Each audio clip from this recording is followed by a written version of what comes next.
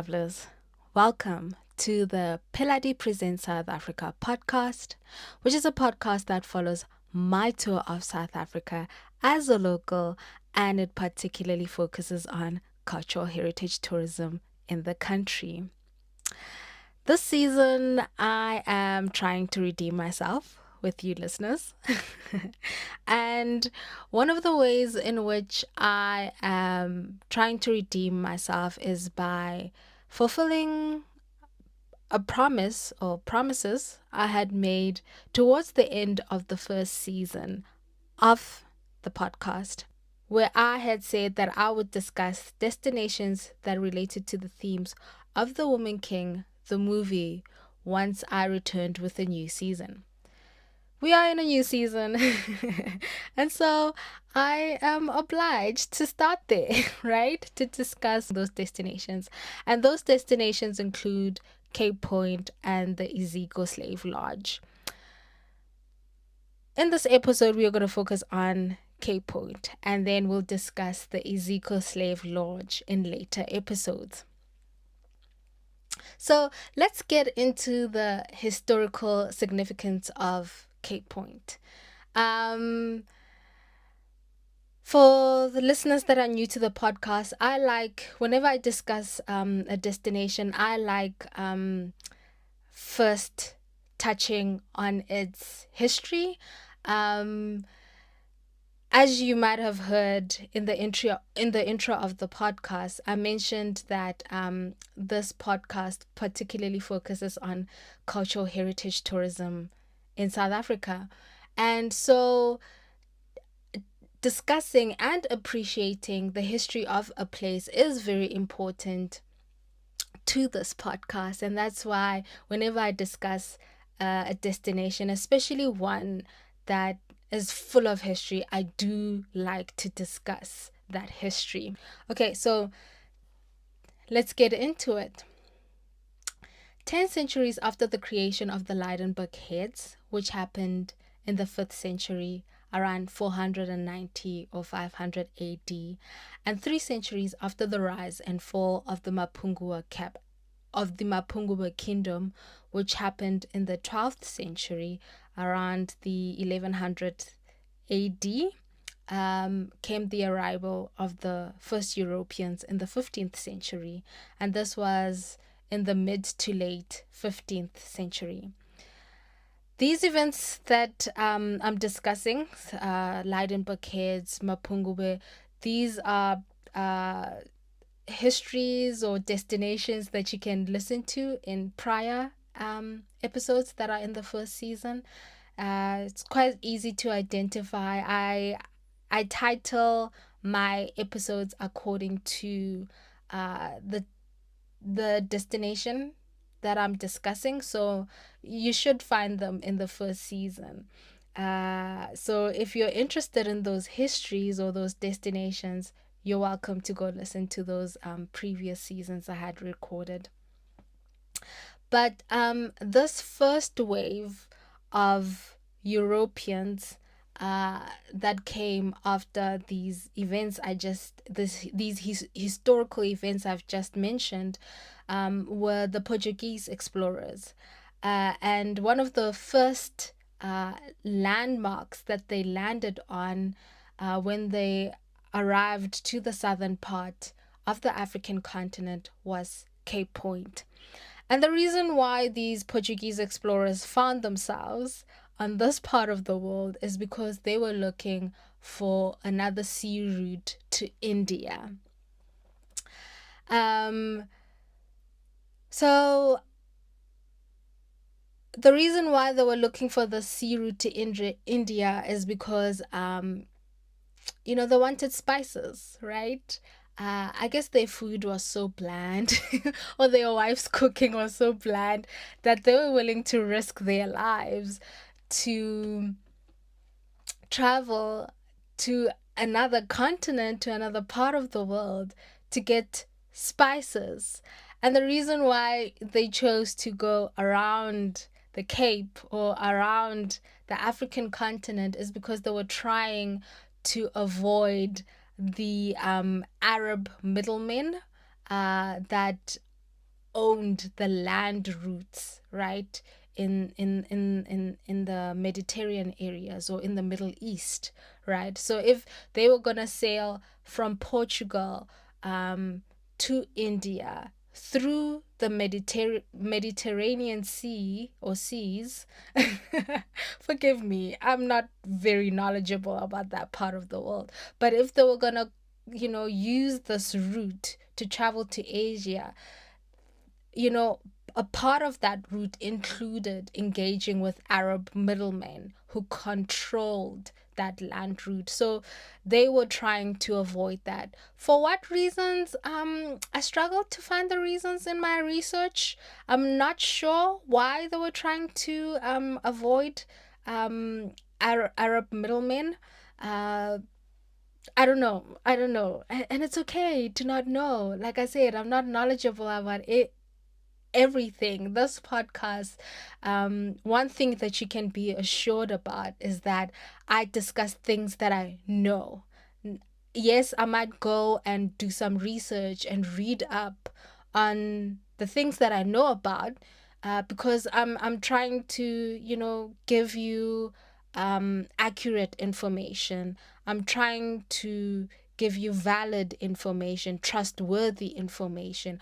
But in addition to reading about those places, um, is a lived experience, or the lived experience inspires me going to research about, where I've traveled to. Um, so, yeah, when I share information on this podcast, you best believe or can trust that I'm talking about things that I know, things that I've been to, things that I've experienced. I'm not, just talking out of assumption. And so when I don't know about something, I will proudly say that I don't know about something, because it's okay. So let me give you a synopsis, of what happened, or of the events that occurred when the Portuguese explorers first arrived in the Cape, or first arrived at Cape Point. And so here's the chronology of what happened. Um, in 1488, Bartholomew Diaz arrives at Mossel Bay and comes into contact with the Khoikhoi. And, the Khoikhoi were the local inhabitants of the area at the time. Uh, and by rounding the Cape, he opens a sea route to the east to Europeans. Then in 1490, Diaz erects a padrão, or a, this is Portuguese, guys. So forgive me if my Portuguese is doesn't sound accurate. So he erects a padraio, or a padreo. Yeah.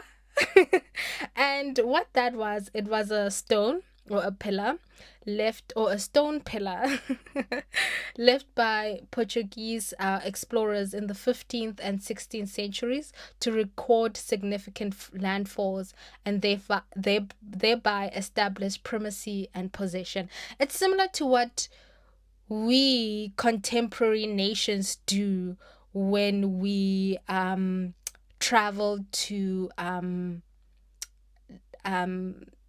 unknown parts of the world or the universe, because now, right, the next space that we are, excuse the pun, but the next space that we are now exploring, for others trying to colonize, is space, right? Right now, people are targeting Mars.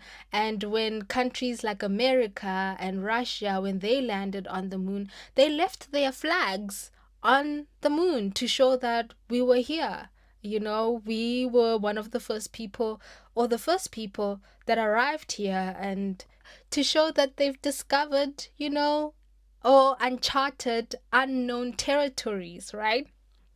And so that's what the padraio or padreo was for the Portuguese. It was like them putting a stamp of their nation on the place that, they had arrived at.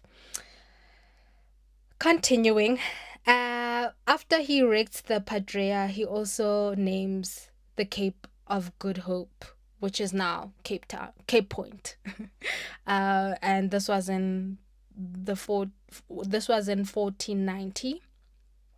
And then in 1498, Vasco da Gama rounds Cape of Good Hope and continues to Mossel Bay, Terra do Natal, which is Pondoland coast, and then eventually India. So that's the synopsis of the Portuguese history of what happened in the Cape when they were trying to find a sea route to India to get the spices.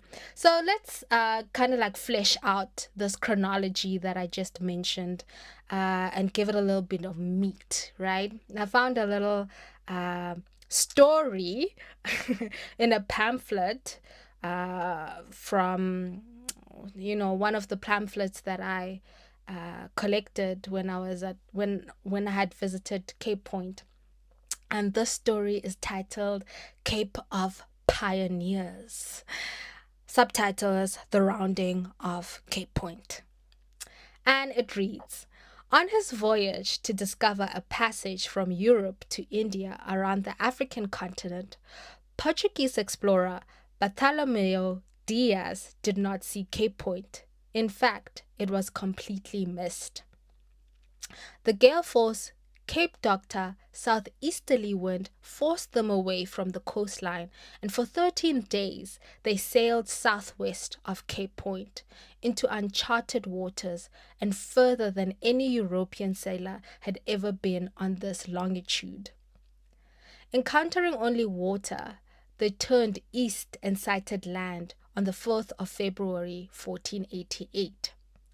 Historians identify this place as Mossel Bay, which is 400 kilometers past Cape Point.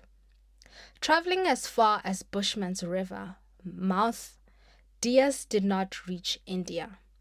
On his return, he discovered Cape Point. He initially named it the Cape of Storms. It was later renamed Cape of Good Hope by Portugal's King John II, who had initially sent Dias on his journey. King John II later ordered Vasco da Gama to complete the voyage which Dias had begun, and like Dias, he was tormented by the powerful southeaster. However, da Gama managed to round Cape Point on the third attempt. Da Gama made it to India and opened a new trade route that bypassed the Middle East, a significant feat.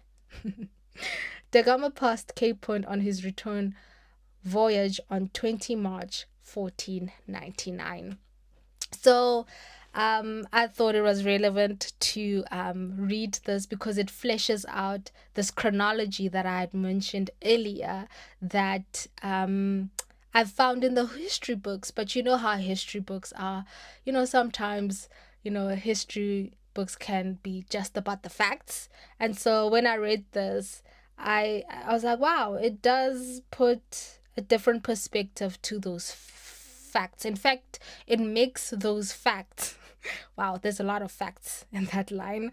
It makes those facts more interesting. Okay, and can I mention something? When was it? I think towards the end of 2023, I found out that my grandfather's first name is Bartholomew. Guys, when I read that, I found his marriage certificate to my grandma. His and my grandma's marriage certificate.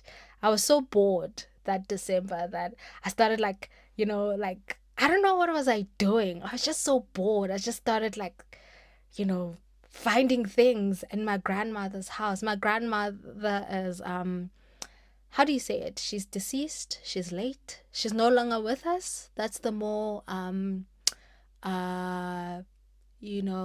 sugar coated way of saying it. Yeah, she's no longer with us. So I had access to a lot of documents back then because there was nobody guarding them, right? And so I found my grandmother's and my grandfather's marriage certificate, and I was so disappointed to learn that his name is Bartholomew. I was like, why did my great grandparents give you the name of an invader, of, yeah. he, the Portuguese weren't colonizers, but they still invaded the land. But why? My family's history is quite interesting. My heritage is quite interesting, guys. Hopefully one day, since we are talking about heritages on this podcast, hopefully one day I will get to share that with you guys, share my own heritage, the heritage of the podcast host. I think that would be interesting because, wow, I've learned so many things. I've learned that my grandfather, my granddad, was, he fought in the Second World War. He was stationed in Russia. And when he came back, that's when he married my grandmother. So it was just like, what? Wow, like, what? Like, it sounds like a novel, Anyways, I don't want to make this podcast longer than it should. So let's continue. So basically, in over 12 years, the Portuguese sailors unlocked the secret sea route to India via the Cape. And this sea route would end their dependence on Arab middlemen who controlled the land routes to the east. And following after this discovery of the Cape in the southern part of the African continent, uh, you know, that's when many European sailors would follow the same route, to go trade with Asia, and eventually colonize us, right? Settle on our land and colonize us. But that's a story for another episode, where we discuss the second wave of Europeans in Southern Africa, which would have been the Dutch. But let's continue with Cape Point. So, what can you expect when you arrive at Cape Point? So, or when you're traveling to Cape Point. So, first thing you can expect is that Cape Point is approximately an hour drive away from the Cape Town city center. Um, the first route one can take is the M3. Uh, uh, which also joins the M4 along the False Bay coastline. And this coastline includes Muizenberg, Fishhook, Simonstown, and Boulders Beach. So this is the main route that one can take. This is just under an hour. An alternative route, and which is also just as scenic as the False Bay coastline, but I would say more scenic than the False Bay coastline. But it takes longer. It takes an extra 15-16 minutes to get there using this route. This route would be the Atlantic Seaboard, which includes Sea Point, Camps Bay, and Hout Bay. I'm just going to mention the main suburbs here. There are many other suburbs along this coastline or this seaboard. But these are the most popular ones that I just mentioned. And this route also includes Chapman's Peak Drive. Oh, guys, so worth it. So worth it. It is so beautiful. I have no words, guys, to describe what it's like driving through Chapman's Peak. All I can say is majestic, and one should definitely go visit that attraction. And why not do it when you are going to Cape Point, right? Um,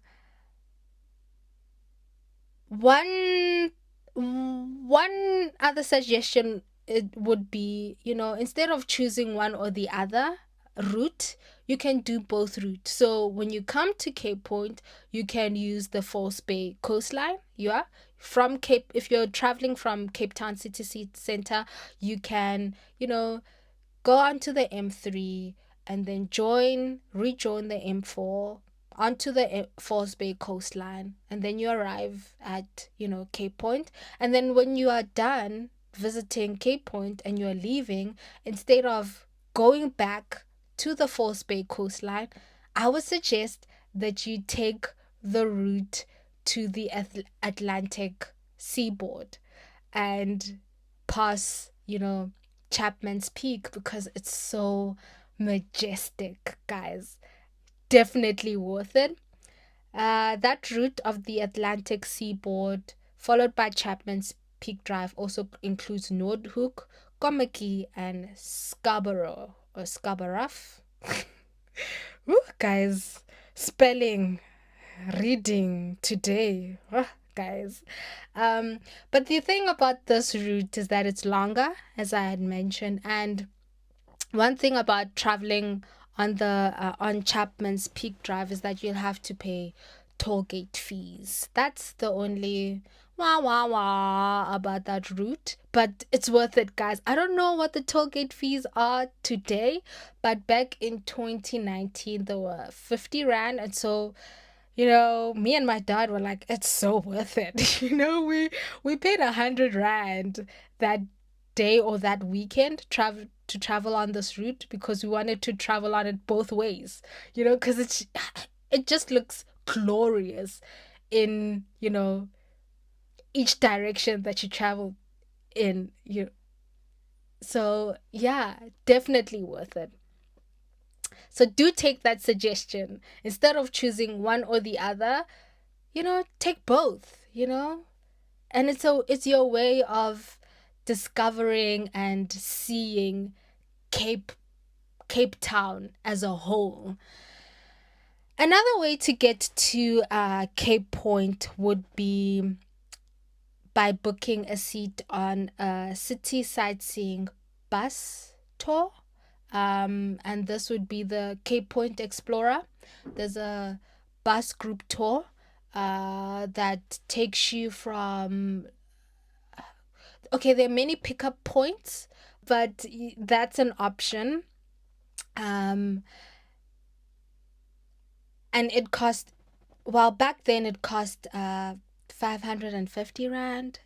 I don't know, because of inflation and then the length of time that has since passed between 2019 and now. I don't know what the price is, but back in 2019 it cost 550, and it also depended on what time of year you booked, because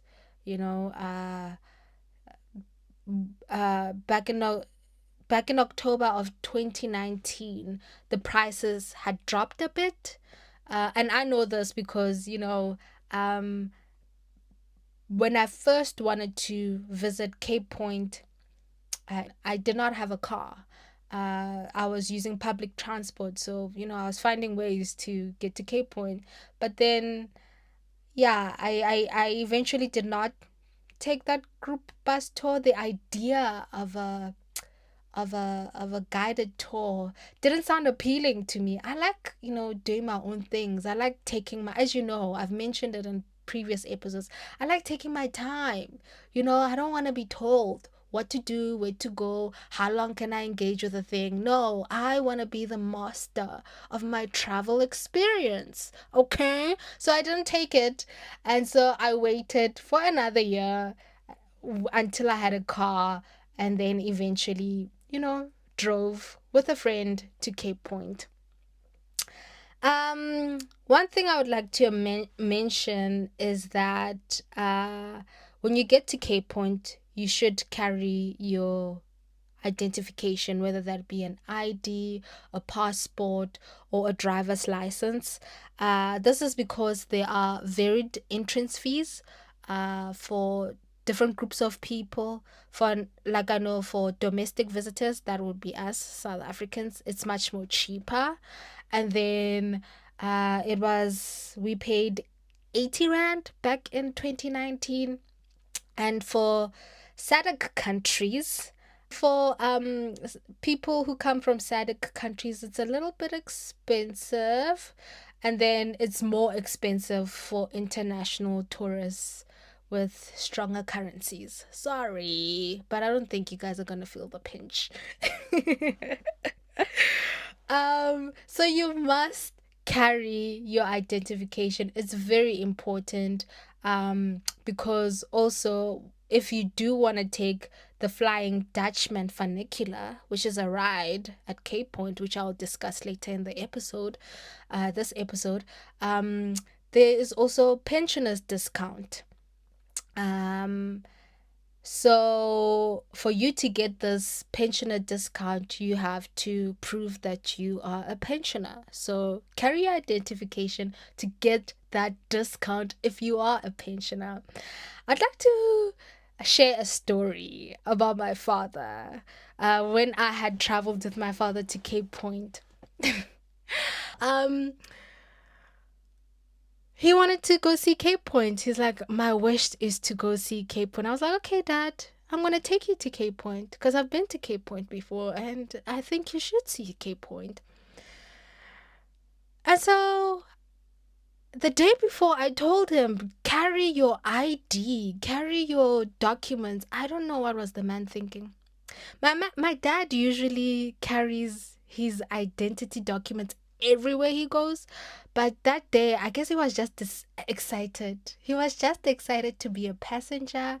He was just excited to be a tourist. I don't know what was going on with him. He was just excited, that for once he did not have to be responsible for anything, that I was in charge of something. Um, so when we got to Cape Point, there was a line. You wait a bit because there are seasons um that are peak seasons, and when there are a lot of tourists wanting to come and visit a destination. And so December, I guess, is one of those. Makes sense. And so while we're waiting in this line of cars, I turned to my dad. I'm like, where's your ID or your passport or your driver's license? Like, I left it. I'm like, why did you leave your identity documents? It's like, I didn't think they were necessary. I'm like, Dad, they're gonna make you pay a lot because, you have to identify that you're a South African. And then my dad was like, no, no, no, don't worry, don't worry. We got this. I'll get in and I'll get in that South African price. I'm like, what are you gonna do? He's like, don't worry, I got this, I got this. And I'm like, oh my Lord. I know my dad can talk himself out of a lot of things. My dad is very talkative. He loves people. He knows how to talk to people. But I was just like, what is this man gonna do today? I don't So I was so anxious, guys. I was so anxious as we, edged closer and closer and closer to, the pay point. And so we get there and, I'm like, shh, to my dad, I'm like, please, we're paying for two people. And then that lady did not even question us. She did not even question whether we are South African. She just accepted, everything. But still, my dad decided that he's going to talk Afrikaans. He's going to talk in Afrikaans. Oh, guys, I wanted to drown in my seat. I was like, oh no. This was so cringe because it wasn't cringe that he was talking Afrikaans. It's the way he was speaking Afrikaans that was cringe because my dad is a very good Afrikaans speaker.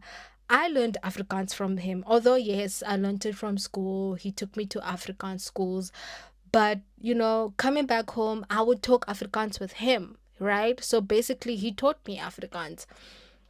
So he's very, very uitstekend, right? In in Dital, right? In the Afrikaans language. But that day, his Afrikaans was just so weird. It's like he had never spoken Afrikaans ever before. And he was speaking to a colored cashier. So coloreds in South Africa generally tend to be, Afrikaans. That tends to be their mother language. Not all of them. Some are English, but generally they are Afrikaans. And so that cashier was looking at him like, and even me, I was just looking at her like, ish, can we just pause? Like, or else I'm gonna melt in my car seat and then there won't be anybody to drive this car. So, yeah, that's the story of my dad not carrying his identity documents when he went to Cape Town, I mean, to Cape Point, and therefore trying to talk his way out of paying an expensive ticket, which was not necessary because, it was not asked of him. I guess they just assumed. I guess also they saw the number plate of the car that it is South African. So, anyways, moving on. So please do carry your identity documents so that you can get your discounts and pay the appropriate price depending on the type of tourist that you are, whether you're South African or from a SADC country or an international tourist. So, I visited Cape Town twice, like I briefly mentioned earlier in the episode, both in the same year. The first time I had gone with a friend from university, and the second time I had gone with my father. And each experience of Cape Point was very different, right? I remember when I was taking my dad to Cape Point, which would have been my second visit. I I was a bit like, traveling to Cape Point so soon, it's gonna be boring. But I was surprised about how different the experience was from the first time when I went with my friend. And so I just want to discuss those different experiences to show how diverse visiting Cape Point can be. And one visit is not enough, or one single day is not enough. There's so much that Cape Point has to offer a visitor. So the first time I visited was with a friend, like I had mentioned, and this first visit was more active because we are both young. We are both active people. And so on this visit, one of the attractions we visited, the first was the old lighthouse, which is at the top of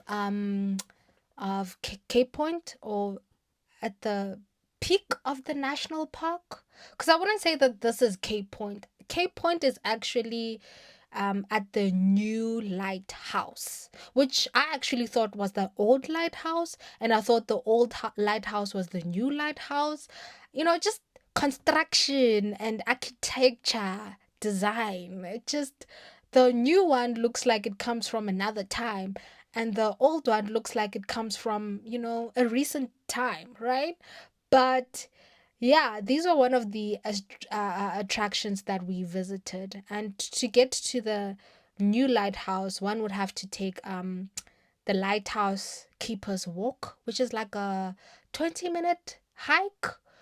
Actually, it's not that long. It's like 10 minutes. Yeah, walk. So it's not bad, but it's very scenic. I don't know how to describe it, guys. I'm not even going to try to describe Cape Point. You just have to go and visit. I'm just going to share my feeling of the place rather than trying to describe the place, because my words cannot do justice. And if you're like me and you're asking why are there two lighthouses, because these lighthouses are not far from one another, just a 10-minute walk. That's how far apart these lighthouses are from one another. And if you're like me and you're asking why are there two lighthouses, so I found a little explanation here, and it reads Cape of Lights, the Cape Point lighthouses. And it says construction of Cape Point's first lighthouse started in 1850. Another source says that it was built in 1859. So I guess it started in 1850 and then was finished or completed in like 1859. And this first lighthouse was built at the highest point in the reserve. The lighthouse was first lit on May 1st in 1860. The highest point at Cape Point did not end up being the best site for a lighthouse due to low hanging clouds, which resulted in obscured light for up to 900 hours a year. Wow, that's a lot of hours. Construction on the second lighthouse at Diaz Peak started in 1913 and was completed in 1919. The lighthouse was electrified in 1936.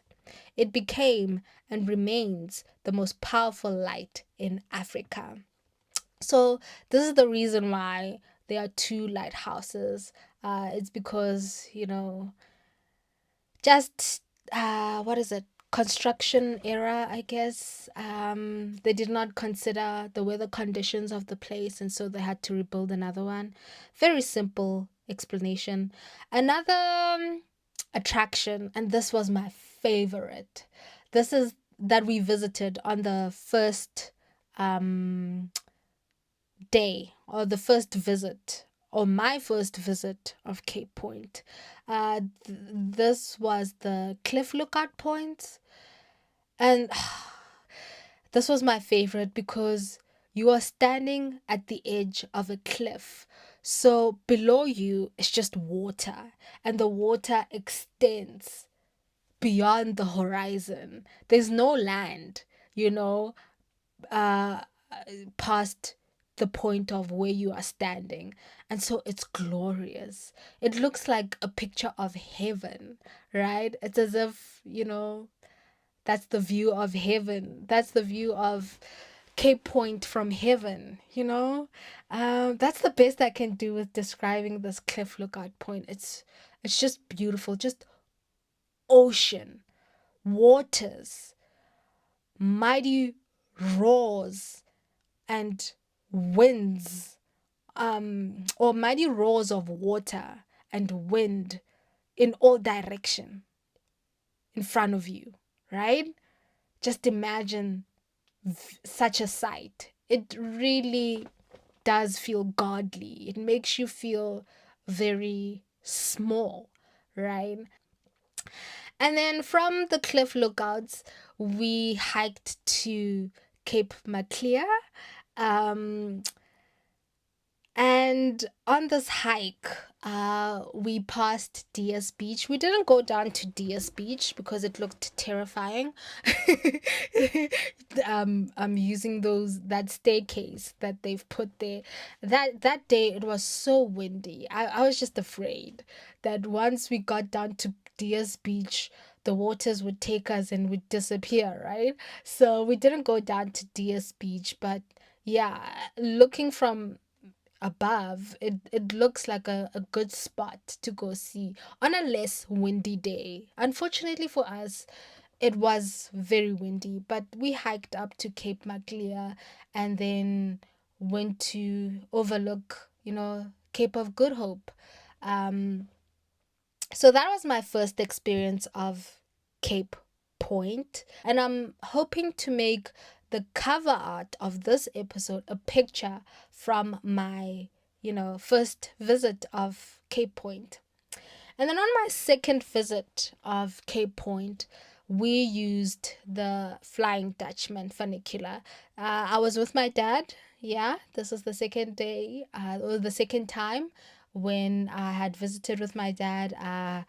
And because he is less active than me, we had to take the Flying Dutchman funicular. And what it does, it takes you from um, the lower parking area and takes you up to the top attractions at the top of the cliff, which include the lighthouses and the cliff lookout points. And so my dad, he's a pensioner. So he doesn't struggle to walk. My dad is a very active man. Don't undermine my dad, guys. He's very active. It's just that there was a time where he had to be operated on his leg, and so since then, uh, when he walks for long periods of time, it does get uncomfortable for him. So we were like, okay, let's take the funicular so that you don't have to walk up to this cliff to see these attractions. And like I said, there's a pensioners discount for pensioners if you want to use the Flying Dutchman funicular. But if you're not a pensioner, it is 85 Rand per person. That was back in 2019. And the funicular is a 3-minute railway tram-like ride, but it's like a modern tram. It's not like an old tram, that looks like it comes from another century. This is a very modern tram. It looks like it's like a cableway type of situation, but a cableway on rails.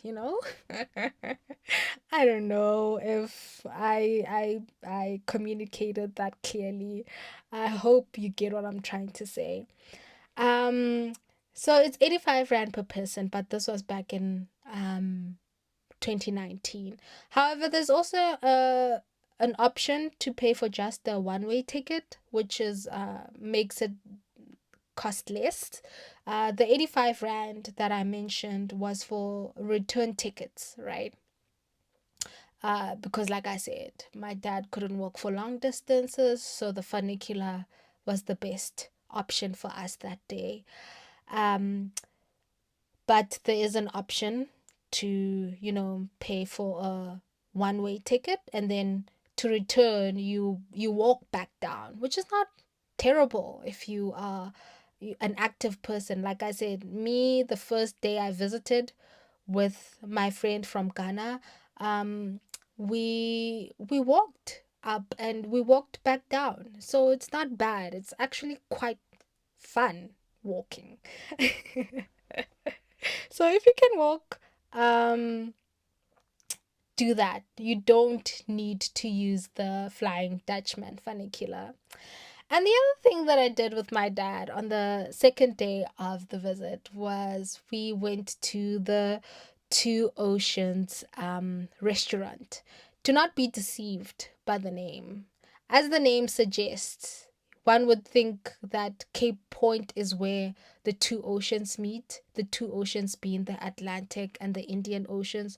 No, they do not meet at Cape Point. In fact, they meet 170 kilometers away in Cape Agulhas National Park, which I plan to discuss later in the season. I feel like for a long time, for a few more episodes, we'll be talking a lot about Cape Town and the Western Cape, because it was a very fun time for me.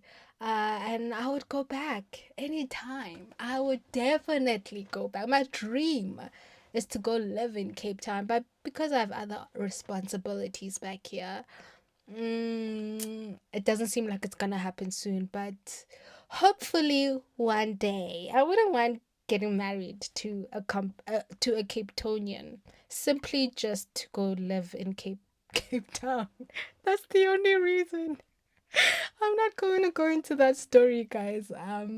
Yeah, there's so many stories I can share from, traveling with my dad. Yeah, because I remember telling him those that dad, um, if I can't find a job in Cape Town, I am gonna find a Kryptonian man and marry him so that I can stay in Cape Town. That's how much I love Cape Town.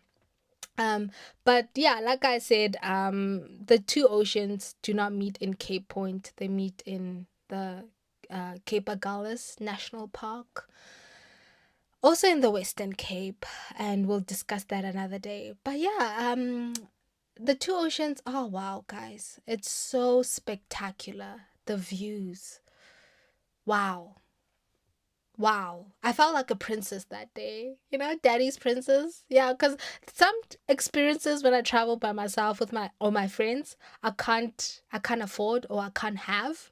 But hey, there are those other experiences that you can when you're with my dad. And that day, I was the daddy's little girl. I was daddy's princess, and dad was like, "Yeah, yeah, it's expensive eating here, but eat." It was just those views, guys. Those views. I wish they were free. I wish they were free, but they are worth the price. If you're gonna eat at Two Oceans, don't eat inside the restaurant. Go to the deck, guys, and just enjoy those views. Cause the plate, a plate in at the Two Oceans restaurant is expensive. Um, I remember at the time when we visited, a plate for, and this is the cheapest plate, which is for a two-course meal. And you'd think the two-course meal means like you have an option between a starter and a main meal, or a main meal and a dessert. That's not what two-course means. At the Two Oceans restaurant. No, two course means like I remember I had ordered prawns, and then the other, this is where the two course comes in. The second course was the rice, that I added to my prawns. So I was like, guys, that's so deceptive. It's actually one plate. It's just that you you have an option of choosing what goes onto your plate, and you pay for each thing that goes onto your plate. So that plate at the time cost me 295 a plate, guys. That's I think it's very I- for some people it's like, yes, 295 is cheap. I think, guys, food is food. You don't have to spend that much money on, especially now that I'm starting my I started my investment journey back in 2019, but I'm now like like advancing in my investment journey, right? No, my investment journey started in 2017. What am I saying? Why? I think I've been saying 2019 many times throughout this episode. That's why. So it started in 2017 when I was still in Johannesburg, but now I'm advancing. I'm elevating. I'm maturing as a investor, and so um I'm very guarded about, where I spend my money. I don't want to spend my money on liabilities. And liabilities simply means things that take money away from you. I want to spend my money on things that bring me more money. That's me. And so food, I don't think it's worth paying that much for food unless you're traveling with your dad. Okay. So, but yeah, if it were me, honestly, that day, I would have walked out of the restaurant because I'm like, I'd rather put some of this money somewhere else. But honestly, still, besides the price, it's still worth it. You're actually buying the views more than you buying um the plate of food. It's like buying a house at Camps Bay. The only reason why the houses at Camps Bay are so expensive is because of the views more than it is the location. Because if it was just the location, Camps Bay is not really that attractive. It looks very overwhelmed. That mountain looks very overwhelmed. It looks very, I'm looking for the word. It looks very crowded. Crowded. That's what I'm looking for. What an experience for the listener this episode will be. um, so, yeah, and I think it's a similar thing when you buying a plate of food at Two Oceans restaurant. It's about the views more than it is about the food. Although the prawns that I got, I had never seen such prawns in my life before. Mm-mm. Usually, the prawns that I get from normal seafood restaurants, they're the sizes of cockroaches or slightly bigger, you know? But these prawns, I was shocked. I was afraid of eating those prawns because they were almost the size of my forearm. Yeah, that's how big they were. So I was like, okay. Where did you get these prawns? Did you inject these prawns? I did not understand. I did not think that there were such prawns living at the bottom of the ocean, you know? Um, because they're massive. They're almost the size of lobsters. I was afraid. I won't lie, guys. I was afraid. I was afraid to eat those prawns. So yeah, it was very, and the rice, funny enough, was small. It was just a bowl of rice. Um, but the prawns, I guess that's where the 295 went to, in addition to the views. Another thing that I want to share about my second day or visit at Cape Point was we also saw the dated Portuguese landmarks, which would be the Padreo or Padraio. These are crosses that I described earlier on in the episode, and yeah, they in various places throughout the national park, and there are two. One marks Diaz's arrival, which was in 1488, and the other marks Da Gama's arrival, which was in 1499. So, and you have to drive to get to these landmarks. So if you're doing a guided bus tour, this is where the disadvantage of being part of a group tour come in.